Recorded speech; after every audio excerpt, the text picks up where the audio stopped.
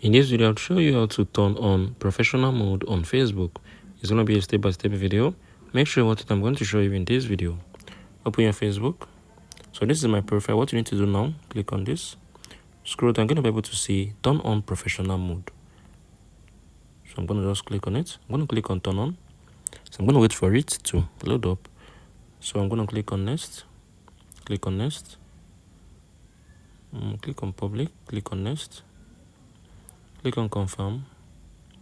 So yeah, once I'm done, I'm going to just click on the last option, next. So next. So yeah, skip.